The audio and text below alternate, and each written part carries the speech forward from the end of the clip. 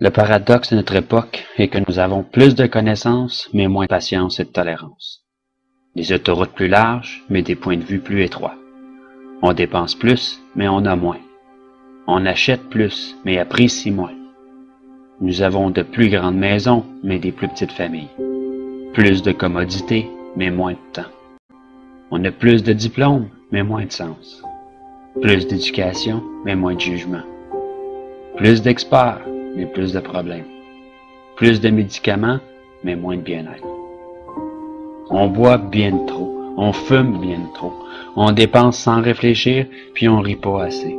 On conduit trop vite, on se fâche trop, on se couche trop tard, puis on se lève trop fatigué.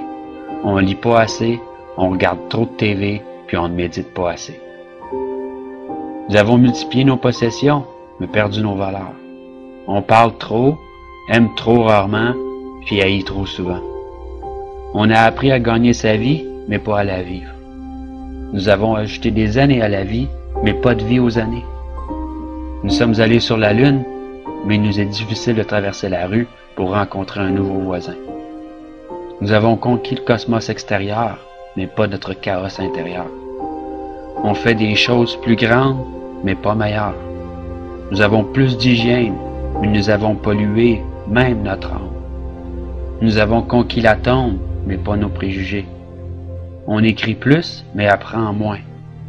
Nous planifions plus, mais accomplissons moins. On a appris à se stresser, mais pas à patienter. Nous construisons des ordinateurs pour retenir plus d'informations, produire plus de copies que jamais auparavant, mais nous communiquons de moins en moins.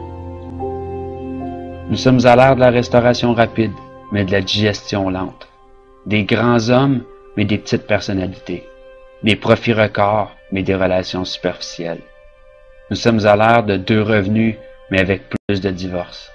Des maisons plus fancy, mais avec des foyers brisés. Nous sommes à l'ère des courts voyages, des couches jetables, des basses mœurs, des nuits sans lendemain, de l'obésité et des pilules qui font n'importe quoi, de donner du pep à endormir, à tuer.